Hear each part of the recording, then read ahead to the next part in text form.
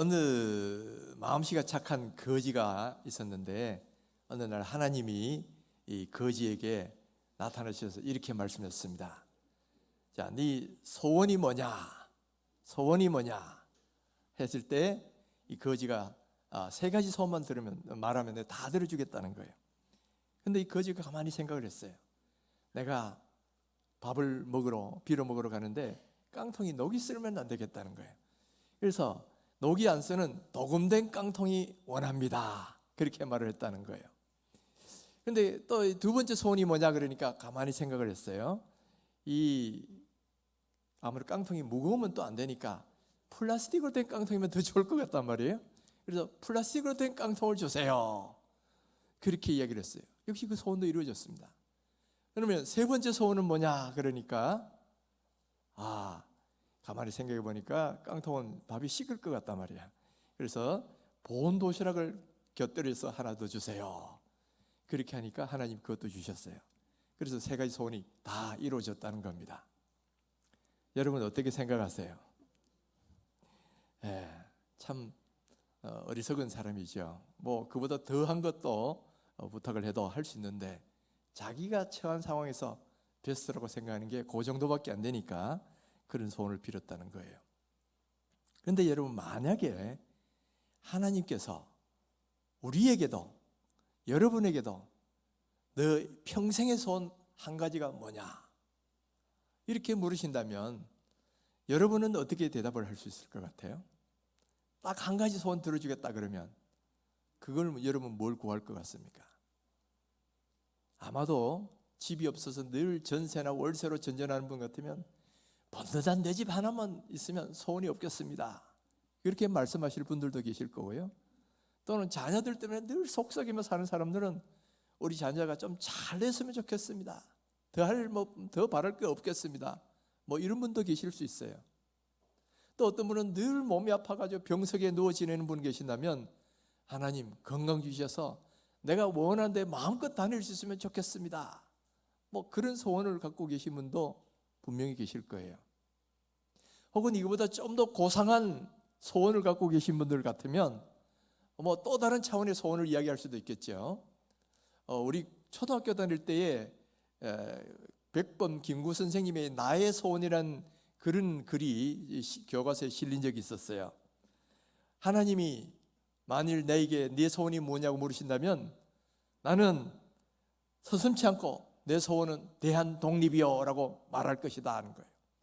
그 다음에 하나님 두 번째 소원이 뭐라고 물으신다면 나는 우리나라의 독립이요 하고 더 소리 높여서 말할 것이다 하는 거예요. 세 번째 소원이 뭐냐고 물으신다면 나는 더욱더 소리 높여서 나의 소원은 우리 대한민국의 완전한 독립이요 이렇게 말할 것이다 라고 하는 것이 이 교과서에 실려 있는 걸 우리가 본 적이 있죠. 역시 나라의 독립을 간절히 소망했던 독립지사의 소원이라고 할 수 있어요. 그런데 여러분 다윗은 그 질문에 대해서 뭐라고 답을 했을까? 다윗은 과연 내 평생의 소원 뭐냐? 그렇게 말하면 어떻게 답을 했을 것 같아요? 바로 그 답이 오늘 우리가 볼 이 말씀 속에 등장합니다. 여러분 시편 27편 4절을 한번 보십시오. 27편 4절 이게 오늘 우리가 볼 핵심적인 주제 구절인데 우리 이 4절 한 목소리로 천천히 한번 읽어보겠습니다.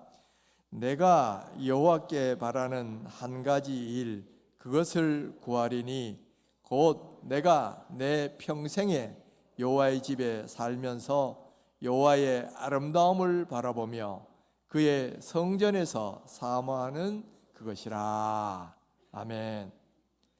내가 평생에 여호와께 바라는 한 가지 소원 내가 그것을 하나님께 구하겠는데 그것이 뭐라 그랬습니까? 내가 내 평생에 여호와의 집에 살면서 여호와의 아름다움을 바라보며 그의 성전에서 사모하는 것이라. 자, 지금 이 다윗이 평생에 바라는 소원이 뭐냐면은 평생에 여호와의 집에 거하고 그러면서 하나님의 아름다움을 바라보며 하나님과 교제하는 그것을 원합니다라는 거예요. 이것을 표준 세 번역에는 좀 더 알기 쉽게 이렇게 번역을 합니다. 주님, 나에게 단 하나의 소원이 있습니다. 나는 오직 그 하나만 구하겠습니다.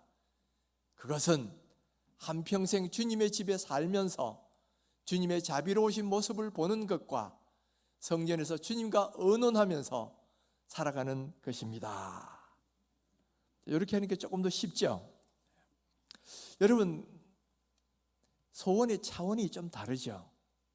우리에게 만약 평생의 소원 한 가지 구하라 그러면 뭐 돈을 구하거나 집을 구하거나 아니면 건강하게 되는 것을 구하거나 아니면 뭐 뭔가 또 우리가 원하는 뭔가를 구하겠죠. 대부분 우리가 원하고 소원하는 것은 하나님으로부터 뭔가 우리가 원하는 것을 받는 게 소원이에요. 즉 하나님이 선물 받는 것, 주시는 선물 받는 게 우리의 소원이라는 거죠. 그런데 지금 다윗에게는 이 한 가지 소원이 뭡니까? 하나님으로부터 어떤 선물 받는 것이 아니라 하나님과 교제하는 그 자체, 하나님을 바라보고 하나님의 집에 거하고 또 하나님과 의논하면서 하나님과 함께 성전에 사는 것, 그것이 소원이다. 그렇게 말을 하고 있는 거예요. 여러분, 보통 사람들하고는 차원이 좀 달라요. 우리는 뭔가 하나님부터 우리에게 필요한 것을 얻을 때에 그것을 기쁨으로 알고 그것이 우리의 소원이 되는 경우가 많은데, 다윗은 그게 아니라 하나님과 함께 교제하고 하나님의 집에 살면서 하나님과 함께 깊은 사랑을 경험하는 그것이 내 소원이다, 이렇게 말을 하고 있지요. 여러분, 하나님이 다윗을 보셨을 때 이는 내 마음에 합한 사람이다 라고 했는데, 여러분 그 이유가 여기 잘 나와 있지 않습니까? 우리들이랑은 그 소원의 내용이 질적으로 달라요. 정말 하나님께서 다윗을 사랑했던 그 이유가 충분히 이 속에 다 드러나 있어요. 하나님과 함께 하나님 입에 살면서 하나님과 교제하고 하나님의 아름다움 바라보고 늘 그것을 사모하며 살고 싶다, 이렇게 말을 하고 있는데요. 여러분, 이 다윗의 소원이 오늘 우리의 소원이 될 수 있기를 주의 이름으로 축원합니다. 그러면 다윗의 간절한 소원의 내용이 뭐냐, 구체적으로 그 내용이 뭐냐 하는 것을 우리가 한번 살펴봤는데, 우리가 보면 이 다윗의 소원은 크게 두 가지로 이렇게 구분되는 것을 알 수 있어요. 첫 번째는 한평생 여호와의 집에 살기를 원합니다 하는 거예요. 그런데 이것은 이 여호와의 집에 사는 것 자체가 목표가 아니고, 그래서 이 여호와의 집에서 결국 뭐 하느냐, 하나님을 만나기를 원한다는 거죠. 하나님과 교제하기를 원한다는 거죠. 그러니까 여호와의 집에 거하는 것은 그 자체가 목표라기보다는 하나님이 거하시는 곳, 하나님이 계시는 곳이 성전이니까 하나님을 만나고 하나님을 예배하고 하나님과 교제하기 위해서 하나님의 전에 평생 있기를 원합니다, 그런 뜻이에요. 우리 옛날 속담에 그런 말이 있잖아요. 아내가 사랑스러우면 처갓집 말뚝 보고 절을 한다. 왜 절을 하겠어요? 처갓집 말뚝까지도 사랑스러워 보인다, 그런 말이겠죠. 내가 아내가 사랑스러우면 아내와 관계된 모든 것이 다 사랑스럽게 보인다는 말이에요. 하나님을 사랑하면 하나님이 거하시는 성전조차도 사랑스러워지는 법이다라는 거예요. 그래서 지금 이 다윗의 마음속에는 하나님을 사랑하니까 하나님의 집인 하나님이 거하시는 이 성전도 사랑한다는 거예요. 그런데 이 하나님의 성전을 얼마나 사랑하는지를 시편 84편에서는 이렇게까지 표현을 합니다. 시편 84편 1절을 보시면 만군의 여호와여 주의 장막이 어찌 그리 사랑스러운지요. 주님이 계신 성전이 그렇게 사랑스럽다는 거예요. 또 2절에 가면 내 영혼이 여호와의 궁경을 사모하여 쇠약하며, 정말 여호와의 집에 사는 것을 그렇게 사모하니까 어느 정도로 사모했느냐면 내가 쇠약해질 정도로 그렇게 사모했습니다, 그렇게 말을 하고 있잖아요. 여러분, 하나님의 전이 오고 싶어서 이렇게 마음이 쇠약해져 보신 적 있으세요? 다윗은 그렇게 지금 말을 하고 있어요. 또 10절에 가면 주의 궁정에서의 한날이 다른 곳에서의 첫날보다 나은즉 악인의 장막에 사는 것보다 내 하나님 성전의 문지기로 있는 것이 좋사오니. 주의 궁전에 한 날, 주의 성전에서 한 날 사는 것은 다른 곳에서 첫날보다 더 낫다는 거예요. 요즘 코로나 때문에 3년 동안 아무데도 못 가니까 지금 마치 그냥 복수하듯이 요즘 뭐 외국 나간다 그래요. 여행을 나간다 그러는데 여러분도 뭐 가고 싶은 데 많잖아요. 그런데 우리가 가보고 싶은 그 좋은 곳, 그곳에 첫날이 있는 것보다 차라리 내 주님의 집에서 하루 있는 게 더 낫다는 거죠. 또 다른 곳에서 황제 대우를 받으면서 그렇게 있는 것보다도 내 하나님 집에서 성전 문지기로 있는 게 훨씬 더 낫다는 거예요. 얼마나 하나님의 전을 사랑했으면 이렇게까지 이런 고백을 할 수 있겠느냐라는 거예요. 저는 우리 교회 성도님들 가운데도 뭐 다인만큼은 아니라도 그래도 이렇게 하나님의 성전을 사모해서 나오시는 분들 몇 분을 봐요. 이분들은 교회 일이라 그러면 막 그냥 자기 일 다 떨쳐놓고 우선적으로 교회 나와서 교회 섬기고 봉사하고, 또 어제 어떤 권사님은 남들 싫어하는 화장실까지 다 청소 다 하시죠. 여러분, 우리가 이렇게 마음껏 이렇게 예배할 수 있는 것도 그런 뒤에서 보이지 않는 분들이 청소하고 섬기는 그 어떤 손길이 있으니까 사실 우리가 이렇게 예배하는 거거든요. 바로 그런 분들은 다인만큼은 아니어도 그래도 주의 전을 사랑하고 사모하는 분이라 그렇게 말할 수 있죠. 여러분, 다윗이 이렇게 하나님의 성전을 사모하고 쇠약해질 정도로 이렇게 사랑했던 이유가 뭐냐? 바로 하나님을 사랑하니까. 거기 가면 하나님을 만날 수 있고, 또 거기 가면 하나님과 교제할 수 있고, 또 그러면서 하나님의 깊은 은혜를 경험할 수 있는 곳이니까 바로 그것을 사랑하게 되어 있다라는 거예요. 사랑하는 성도 여러분, 하나님을 사랑하는 사람은 하나님의 교회도 사랑하게 돼 있어요. 이 성전은 오늘날식으로 말하면 신약적으로 보면 교회를 의미합니다. 교회는 구약의 성전보다 더 귀한 것은 예수님의 피로 값주고 사신 곳이기 때문에 성전보다 사실은 더 귀한 곳이에요. 바로 이 교회는 하나님을 예배하는 곳이고 또 하나님께 기도하는 곳이고 뿐만 아니라 하나님을 만나는 그런 곳이다 하는 거예요.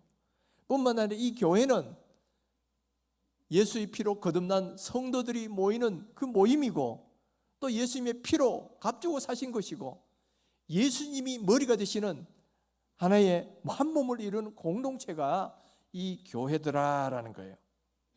그러니까 다윗이 그 성전을 사랑한 것처럼 오늘 우리도 사실 이 교회를 사랑하고 사모하셔야 된다라는 거예요. 옛날에 키퍼레누스라는 교부 신학자가 있었는데 이분이 참 유명한 말을 하나 했어요. 교회를 어머니로 받지 않는 자는 하나님을 아버지로 받을 수가 없다. 이 말을 바꿔놓으면 뭐냐면, 하나님을 아버지라고 믿는 성도들에게는 교회는 어머니와 같은 곳이다 라는 거예요. 왜 교회가 어머니와 같은 것입니까? 모든 예배가 교회를 통해서 이루어지고, 성도의 사랑과 교제도 교회를 통해서 이루어지고, 하나님을 만나는 것도 교회를 통해서 이루어지고, 또 우리가 구원받는 것도 하나님의 교회를 통해서 이루어지는 거고, 우리의 믿음이 자라는 것도 교회를 통해서 이루어지니까 교회야말로 성도들에게는 어머니와 같다는 거예요. 우리의 믿음이 자라려면 교회 안에서 있어야 된다. 그러니까 어머니가 그 자녀를 양육해 주잖아요. 어머니 안에서 자녀는 잘 자랄 수 있습니다. 마찬가지로 교회 안에 있을 때 우리는 올바른 신앙인이 되고 또 우리는 믿음이 자랄 수가 있더라는 거죠. 미국의 감리교 신앙 잡지 가운데 웨슬리안 크리스천 애드보키트라는 그런 잡지가 있어요. 그 신앙 잡지에 어느 날 이런 주제의 글이 실렸습니다. 교회에 안 가고도 크리스찬이 될 수 있을까? 교회에 안 가고도 크리스찬이 될 수 있을까? 이 질문을 하고 거기 답에 해당되는 글을 썼는데 이렇게 썼습니다. 교회에 안 가고도 크리스찬이 될 수는 있는데 다음과 같이 된다는 거죠. 학교에 안 가는 학생과 같고, 부대에 안 들어가는 군인, 세금 안 내는 시민, 베이스 캠프가 없는 탐험가, 선언이 없는 승선객, 무인고도의 사업가, 독자 없는 저자, 오케스트라 없는 튜바 주자, 팀 없는 축구 선수, 은둔에 있는 정치가, 발명을 전혀 하지 않는 과학자, 벌집 없는 벌과 같은 그런 신자가 된다. 이게 무슨 말이에요? 교회 안 가고도 크리스찬이 될 수 있느냐? 이론상으로는 가능할지 몰라도 실제상으로는 거의 불가능하다는 이야기예요. 여러분, 학생이 학교 안 가고 스스로 공부할 수 있습니까? 물론 이론상으로야 공부할 수 있죠. 그러나 실제로 공부가 안 돼요. 군인이 군대에 안 들어가고도 훌륭한 훈련받은 군인이 될 수 있습니까? 이론상으로는 혼자 훈련받으면 되는지 몰라도 실제로는 불가능이다 말이죠. 여러분, 승객이 승무원도 없는 배를 타고 어딘가를 갈 수 있습니까? 없는 거예요. 그러니까 이 성도는 교회가 있을 때, 교회 안에 있을 때에 믿음이 자라고 훈련을 받고 은혜를 받고 제대로 된 신앙생활을 할 수가 있다라는 이야기예요. 요즘 뭐 교회가 문제가 많다 그러니까 교회 안 나가고 내 혼자 신앙생활하겠다 이런 신자들이 늘어나고 있다 그래요. 그래서 이런 사람들을 속칭 가난한 성도다 뭐 그렇게 부른다 그래요. 가난한 성도가 뭐 거룩한 성도가 아니고 이 거꾸로 하면 뭐예요? 안 나가. 교회에 안 나가는 성도로 해서 거꾸로 가난한 성도다 그렇게 말을 하는 겁니다. 그런데 여러분, 이 가난한 성도라고 하는 사람들이 정말 신앙생활을 제대로 할 수 있을까? 이론상으로는 불가능은 아니에요. 그러나 실제로는 거의 불가능이라는 거예요. 우리가 예수 믿는 것은 내 개인적으로 하나님을 만나야 되는 겁니다. 그러나 신앙생활은 반드시 교회 안에서 교회를 통하여 이루어지는 거예요. 그래서 교회 안에서 함께 신앙생활하고 함께 하나님을 만나서 예배하고 또 교제하고 그럴 때 건전하게 온전한 신앙인으로 자라갈 수가 있다라는 거예요. 전에도 제가 한번 간증한 적이 있지만은 제가 신학교 들어가 나서 성경적인 교회가 뭘까 이거를 좀 알기 위해서 1년간 우리나라에서 좋다는 교회를 일부러 탐방해 본 적이 있어요. 그래서 어떤 교회는 한 주, 또 어떤 교회는 막 좋은 데는 한 두세 번도 가보고 그래서 이 교회는 뭐가 좋은가 이런 걸 다 일부러 체크해 가면서 그렇게 교회를 탐방을 했어요. 그러니까 뭐 우리나라의 대형 교회, 또 성가대가 멋있는 교회, 목사님이 설교 잘하는 교회, 뭐 온갖 뭐 교회 몸이 잘 된다는 교회 다 한번 가봤어요. 딱 한번 가보니까 처음 한 달은 참 좋았어요. 야, 이렇게도 하는구나. 뭐 이렇게 봤는데 한 달을 좀 지나가니까 내 믿음이 막 뚝뚝뚝뚝뚝 막 떨어지는 거예요. 나태해지고 열심도 잃어버리고 기쁨도 잃어버리고 이상하다. 내가 교회 안 나가는 것도 아니고 매주말 교회도 나가고 또 이렇게 더구나 설교도 잘하는 목사님 설교도 듣고 뭐 무슨 성가대도 멋있는 교회도 예배도 참석하고 또 평일날에는 신학교에 가서 그 말마다 또 예배도 드리잖아요. 그리고 신학 공부를 해요. 그런데 왜 내 믿음은 떨어질까? 가만히 돌아보니까 이게 교제권이 없는 거예요. 여기가 내 교회다 생각하고 그리고 함께 모여서 같이 기도하고 같이 봉사하고 같이 전도하러 가고 같이 함께 할 때 믿음이 자라는 건데 내 혼자 뒤에서 손님처럼 들어가니까 믿음이 하나도 안 자라. 아마 지금 우리 교회 등록 안 하시고 뒤에서만 예배 드리신 분 아마 비슷한 느낌 받으실 거예요. 그런데 여러분, 예배를 드려도 교회에 나와도 이런데 교회에 안 나오고 집에서 혼자 예배 드리면서 신앙생활하면 얼마나 더 그렇겠어요.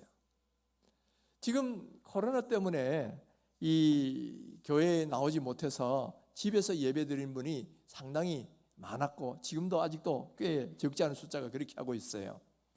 이렇게 그렇게 집에서 예배 드리시는 분은 아마 스스로 느끼실 겁니다. 참 편하긴 한데 참 편하죠. 그러나 믿음은 떨어진다는 거예요. 열심도 잃어버리고 기도 생활도 줄고 그리고 하나님에 대한 어떤 뭔가 뜨거운 그런 기쁨과 감격도 식어지고 그리고 뭐 우리가 성경에서 말하는 기도와 말씀과 전도와 뭐 이런 교제 이런 생활은 전혀 안 되잖아요. 그러니까 이게 왜 그러냐면 집에서 혼자서 하는 거기 때문에 그런 일들이 벌어진다는 거예요. 예배는 좋은 설교 듣는 게 예배가 아니에요. 설교도 듣지만은 함께 모여서 하나님을 찬양하고 함께 기도하고 함께 교대하고 함께 사랑을 나누고 이 전체가 다 예배인데, 근데 집에서 하면 그게 안 돼. 저도 입원해서 혼자 집에서 이렇게 병원에서 이 예배를 드려본 적이 있어요. 그런데 이게 뭐 예배다운 예배가 안 되는 거야. 첫째는 뭐 핸드폰을 보면 더더욱 안 되고, 뭐 TV로 컴퓨터로 본다 해도 아무래도 현장에 와서 예배 드릴 만큼 될 수가 없는 거예요. 그렇기 때문에 여러분, 우리의 믿음이 자라려면 교회 현장에 나오셔야 된다는 거예요. 이 다윗이 하나님의 거하는 것을 이렇게 사모했던 이유가 바로 여기 있는 거예요. 하나님의 전에 나와서, 현장에 나와서 하나님을 경험하고 거기서 기도하고 그럴 때에 하나님의 깊은 사랑을 경험하고 하나님과 깊은 교제 속에 들어갈 수가 있다라는 거예요. 그래서 이 다윗도 내가 여호와의 전에 거하면서 이렇게 하나님을 아름다움을 사모하고 하나님과 교제하기를 원합니다, 이렇게 고백하고 있더라는 거예요. 저는 오늘 우리 지금 코로나 이후에 방송으로 예배를 드리고 계신 분들에게 좀 권면하고 싶어요. 우리가 정말 몸이 아파서, 그래서 어쩔 수 없이 집에서 예배 드릴 때가 있어요. 또는 직장을 가거나 혹은 어디 멀리 여행을 가가지고 출장을 가가지고 거기서 어쩔 수 없이 영상으로 예배 드릴 때도 있어요. 그때는 그분들에게는 그렇게 하는 게 최선이죠. 그렇게라도 안 하면 예배가 안 되니까. 그러나 정상적으로 나올 수도 있는데 그냥 집에서 예배를 드린다 그러면 이거는 조금 아니다라는 거예요. 우리가 정상적인 신앙인이라면 우리 믿음이 자라고 또 예배의 은혜와 감격을 경험하려면 이 교회 현장에 나오셔야 돼요. 현장에 나와 있을 때 함께 교제하고 함께 처리처리를 날카롭게 하는 법입니다. 같이 기도하고 할 때에 같이 믿음이 자라고 같이 기쁨이 경험되고 또 예배의 현장에서 찬양의 은혜가 있고 찬양의 감동이 있고 그렇게 될 수가 있더라는 거예요. 여러분, 정말 이제는 거리두기도 끝났어요. 이제는 전에는 같이 있으면 뭐 전염될까 겁이 나서 우리가 떨어뜨리기도 했지만은 이제는 마스크도 겉면으로 돌아가고 있는 때니까 이제 웬만하면 교회 현장에 나오셔야 돼요. 교회를 사랑하시고 또 교회 현장에 나오셔서 함께 예배할 때에 그 안에서 기쁨이 있고 그 안에서 은혜가 있고 그 안에서 감사가 있고 그 안에서 하나님과의 만남이 이루어진다라는 거예요. 그래서 우리 더욱더 교회 현장에 나오시기를 주의 이름으로 축원합니다. 그래서 이 자리에 와서 함께 예배하자고요. 우리 이 다윗은 정말 이 교회를 너무너무 사랑했어요. 그래서 주의 성전을 사모해서 쇠약해진다 그렇게까지 고백을 하는데, 그러니까 하나님이 이는 내 마음에 합한 사람이다, 내 마음에 드는 사람이다, 그래서 이 사람을 내 뜻을 이루게 하리라 그러면서 왕으로 세우셔서 하나님의 놀라운 축복으로 그 다윗을 인도해 주셨죠. 사랑하는 성도 여러분, 다윗을 축복했던 이 하나님의 축복이 오늘 우리 가운데도 그대로 임하기를 주의 이름으로 축원합니다. 시편 84편 4절에 보면요, 주의 집에 거하는 자가 복이 있나이다 이렇게 말을 하고 있어요. 주의 집에 거하는 자, 주의 이 집, 주의 교회에 거하면서 함께 예배하는 자에게는 하나님이 복을 주시는 거예요. 마치 이렇게 하나님의 전을 사모했던 이 다윗을 복 주신 것처럼 오늘 이 자리에 나와서 하나님을 전심으로 예배하는 사람 하나님께서도 복 주신다 그랬어요. 어떤 복이 있겠어요? 제일 먼저는 영의 축복이 있죠. 이렇게 교회에 나와서 예배하고 기도하고 찬양하면 영이 건강해집니다. 여러분, 코로나 때까지 예배 못 나왔던 분들 이제 나오니까 어때요? 여러분, 잃어버렸던 믿음이 회복되고 열심이 회복되고 기쁨도 회복되고 감사도 회복되잖아요. 그러니까 이 코로나 때문에 떨어져 있다가 그러나 함께 나와서 이제 뜨겁게 예배하고 찬양 가운데 예배의 은혜가 경험이 되고 찬양의 은혜가 경험되고 또 교제의 기쁨이 경험되는 게 바로 이 교회 현장에 나올 때 그렇다는 거예요. 그러니까 영이 건강해지는 거야. 영력이 생기고요, 영의 힘이 생기고 영권이 생기고 영성이 생겨난다는 거예요. 그래서 이 예배 현장에 나와서 전심으로 예배하는 자에게 하나님이 첫째는 영의 건강을 주셔요. 뿐만 아니라 두 번째는 마음의 건강도 주신다라는 거예요. 오늘날 많은 사람들이 이 몸도 아파서 헤매지만은 마음의 병 때문에 힘들어하는 분들이 정말 많습니다.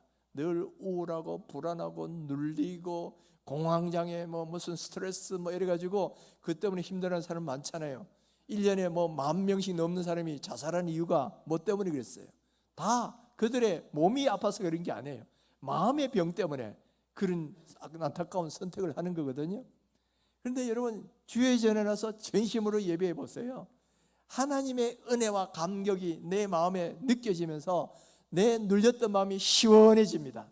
내 답답한 마음이 풀려져요. 스트레스가 날아갑니다.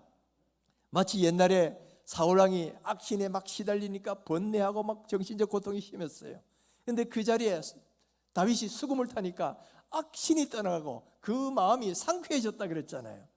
우리가 이 자리에서 전심으로 예배하면 여러분, 답답했던 마음 떠나갑니다. 내 마음을 누르고 있는 것들을 다 사라져가요. 하나님을 예배하고 기도하는 가운데 하나님께서 그 마음속에 기쁨을 주시고 은혜를 주시고 감사를 주시니까 그런 모든 우리 마음을 누르는 문제가 떠나가게 된다는 거예요. 그러면 여러분, 마음의 건강이 그대로 오게 되죠. 그럼 영도 건강해지면 마음도 건강해지고, 그 다음은 뭐겠습니까? 몸의 건강도 따라온다. 여러분, 주일날 이 교회에 나와서 전심으로 예배하고 찬양하고 기쁨으로 교제하고 이러면 여러분, 몸도 건강해져요. 우리 성경에도 마음의 즐거움은 양약이라 그랬는데, 여러분, 마음이 기쁘고 즐거우면 우리 몸의 병까지도 사라집니다.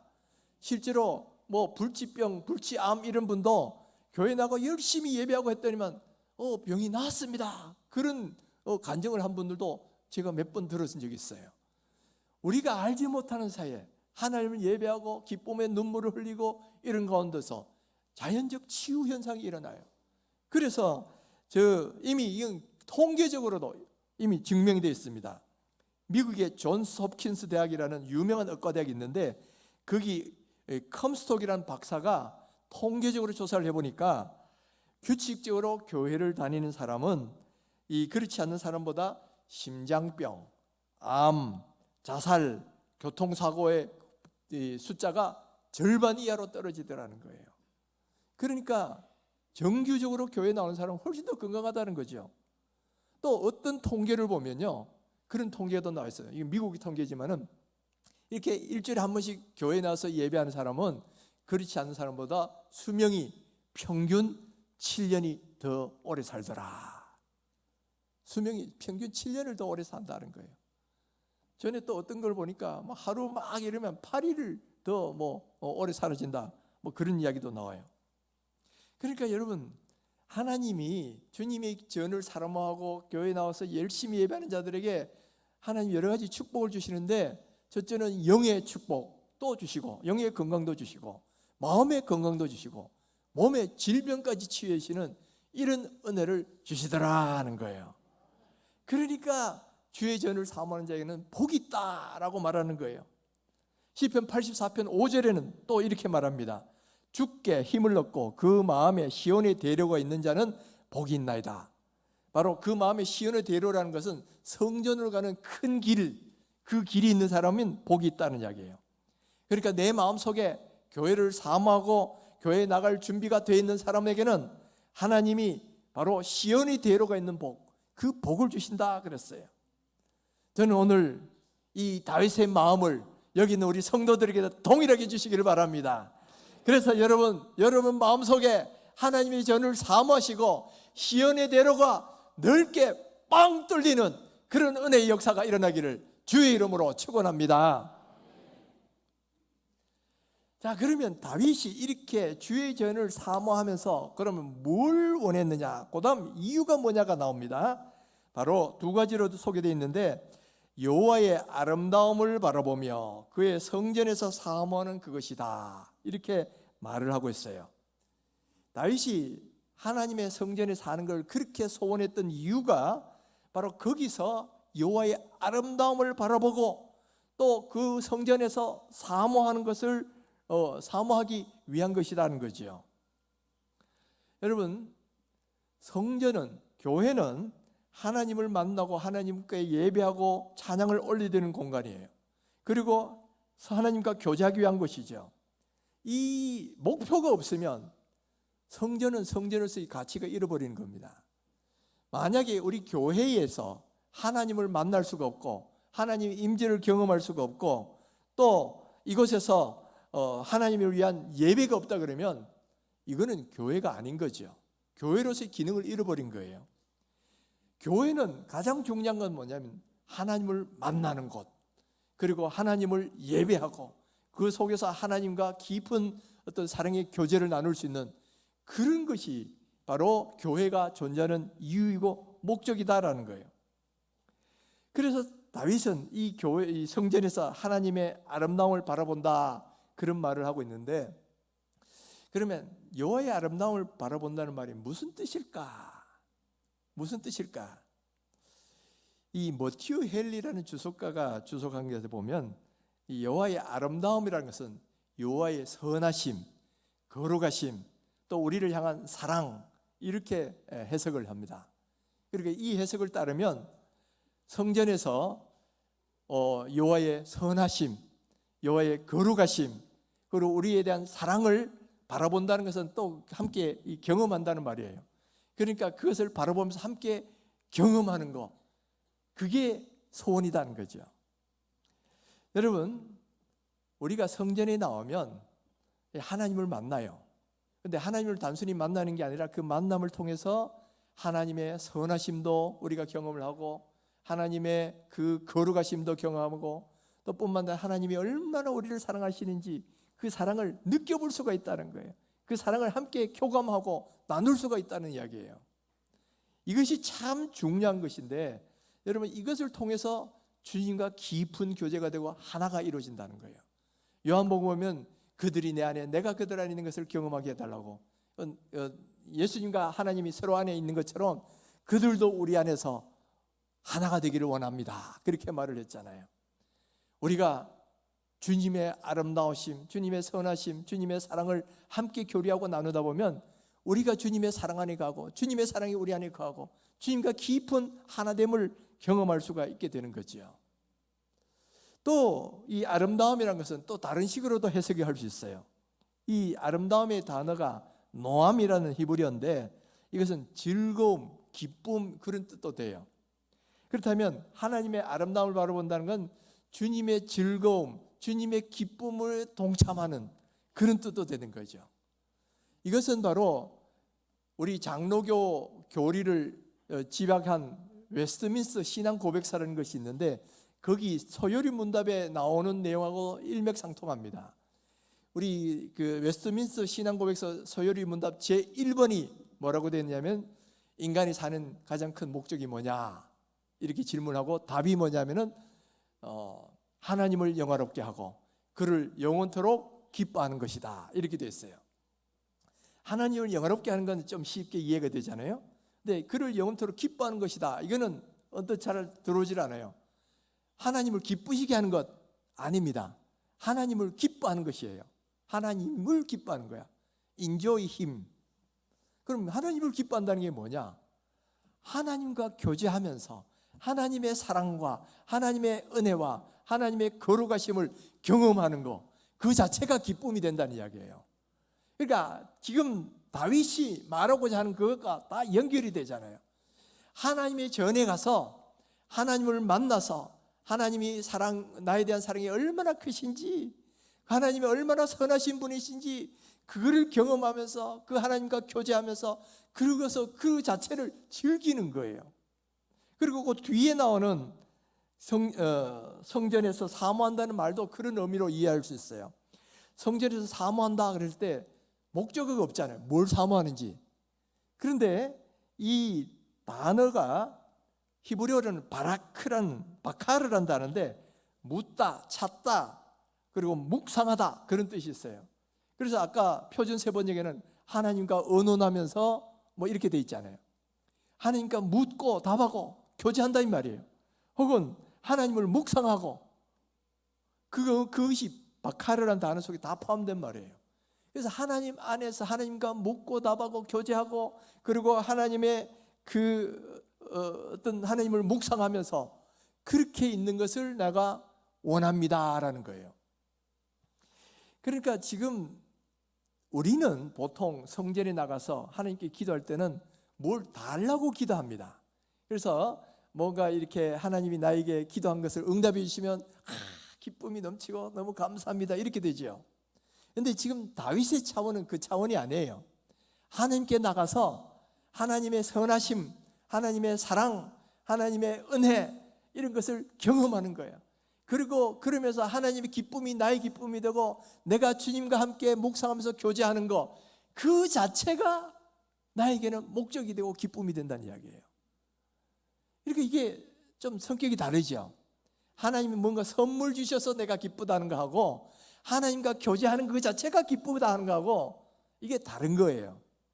지금 다윗이 말하고자 하는 거는 내가 뭔가 하나님이 나한테 선물 주시니까 나를 왕으로 삼으시니까 기쁘다 그런 말이 아니고 하나님과 교제하는 것 자체가 기쁘고 하나님의 선하심을 경험하고 하나님의 사랑을 경험하는 그 자체가 기쁨이 넘치다. 그러니까 내가 그걸 하기 위해서 주님의 전에 가기를 원합니다. 지금 이게 지금 다윗의 고백이다라는 거예요. 오늘 이런 고백이 단 우리에게도 있으면 좋겠어요. 여러분 기도를 해보면 이 차원이 조금씩 다른 걸 느낄 수 있습니다. 처음에 기도를 할 때는 주로 우리가 막 답답한 문제들, 어려운 문제들이 있어서 주님께 나아가요. 그래서 주님 이거 주세요, 저거 주세요, 저 이런 문제 해결해 주세요 하고 기도합니다. 그런데 기도의 단계가 점점 더 깊어지면 나중에는 하나님과 만나는 것 자체가 기쁨이 돼요. 하나님과 대화하는 것 자체가 기쁨이 됩니다. 여러분들이 데이트할 때 한번 생각을 해보십시오. 사랑하는 사람하고 이제 데이트를 할 때 만나면 뭔가 나한테 선물 주기 때문에 기쁘던가요? 아니면 만난 자체가 기쁘던가요?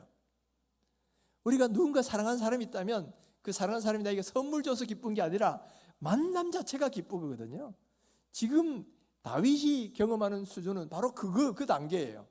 주님과 함께 교제하고 주님과 함께 선하심을 경험하고 주님의 사랑을 경험하고 주님이 내 안에 있고 내가 주님 안에 있는 깊은 하나됨, 이것을 경험하는 자체가 기쁨이 되고 감사가 되기 때문에 그래서 주의 성전에서 주님 만나기 원합니다.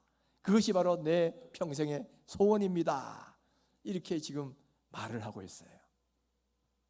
이게 사실은 더 높은 차원의 신앙이다라는 거예요. 여러분 우리가 주님을 만날 때도 깊이가 다를 수 있습니다. 저 깊은 곳에서 깊은 은혜를 경험하는 거하고 피상적인 차원에서 주님을 만나는 거하고는 만나는 깊이가 달라요. 마치 우리가 샘물을 마실 때 저 깊은 샘에서 기르는 샘물 마시는 맛하고 표면에 있는 쩔랑거리는 그 물 떠먹는 거하고 물맛이 같을 수가 없잖아요. 하나님을 만나는 것도 피상적인 차원에서 만나는 거하고 깊은 은혜를 경험하고 깊은 사랑을 경험하고 깊은 교제 속에서 하나님을 체험하는 것은 그 하나님의 받는 은혜의 정도가, 감동의 정도가 같을 수가 없어요. 그렇기 때문에 오늘 우리도 이 다윗의 수준까지 올라갔으면 참 좋겠다는 거예요. 기도할 때도 하나님 뭔가 나에게 주시니까, 응답해 주시니까 기뻐하는 것만이 아니고 그것도 물론 받으셔야죠. 나중에는 점점 기도하고 기도할 때에 하나님과 만나고 대화하는 자체가 기쁨이 되고 은혜가 되는 그런 경지가 있어요. 그런 경지를 여러분도 경험할 수 있게 되기를 바랍니다. 옛날에 많은 수도사들이 바로 이걸 즐겨했던 거예요. 그분들은 늘 광야에 가서 기도하는 걸 했습니다. 어떤 선지자는, 어떤 수도사는 저 바위 꼭대기에 올라가 가지고 거기서 오랫동안 있으면서 기도했는데 왜 그러냐? 하나님과 만나는 거, 그 자체를 즐거웠기 때문에 그런 기도 생활을 할 수가 있었다는 거죠. 저는 이 다윗의 심정을 우리도 조금 이해를 했으면 좋겠고요. 또 그런 경지를 지금 우리 수준에서는 아직 따라가기는 좀 쉽지는 않지만 그래도 그런 경지가 있구나라는 걸 알고 그렇게 하나씩 기도하면서 나아갈 수 있으면 좋겠어요. 다윗이 이런 깊은 경지를 경험하니까 자꾸 하나님과 더 만나고 싶어지잖아요. 그래서 다윗은 얼마나 하나님을 묵상했느냐면은 이 시편을 보시면 밤중에 침상에서도 잠자리 들어서도 하나님 묵상했다 그랬어요. 그리고 저 풀 한 폭이 없는 광야에 나갔을 때도 하나님을 묵상한다 그랬습니다. 상황에 쫓겨가지고 도망 다닐 때도 하나님을 묵상한다 그랬거든요. 왜? 하나님을 묵상하고 하나님께 교제하는 것이 그만큼 큰 기쁨이고 은혜가 되니까 어떤 상황에서도 그런 묵상이 이루어지지요. 그러니까 선순환이 이루어지는 거야. 기쁨이 얻으니까 더 묵상하게 되고, 묵상하니까 더 깊은 경지를 나아가고, 그래서 이것이 자꾸만 선순환이 이루어지더라는 거죠. 오늘 우리에게도 바로 그런 은혜를 경험할 수 있게 되기를 주의 이름으로 축원합니다. 여러분, 교회에 나와서 하나님을 만나세요. 하나님을 만나고 하나님의 사랑을 경험하고 하나님의 은혜를 체험하고 그 하나님과 깊은 교감을 하셔야 돼요. 그러면서 기도할 때도 하나님과 깊은 교제를 하고 하나님이 내 안에 있고 내가 하나님 안에 있는 깊은 하나됨을 경험할 때는 그 하나님의 기쁨이 나의 기쁨이 돼요. 만나는 것 자체가 즐거움이 돼요. 그래서 이 웨스트민스터 신앙고백에서 말한 것처럼 하나님을 영원토록 즐거워하는 것, 그것이 우리 가운데도 일어나게 된다는 거예요. 여러분, 오늘 다윗은 평생에 한 가지 소원을 이렇게 말을 했지요. 내가 평생에 여호와의 집에 거하면서 여호와의 아름다움을 바라보고 사모하는 것이다, 그렇게 했는데, 여러분, 이 다윗의 고백이 오늘 우리의 고백이 될 수 있기를 주의 이름으로 축원합니다. 그래서 여러분, 우리의 소원도 주님이 전에 나와서 주님을 만나고 주님을 교제하고 주님을 찬양하고 그 가운데 주님의 기쁨이 나의 기쁨이 되는 그 귀한 경지를 다 경험하시는 그런 귀한 성도님 되시기를 주의 이름으로 축원합니다.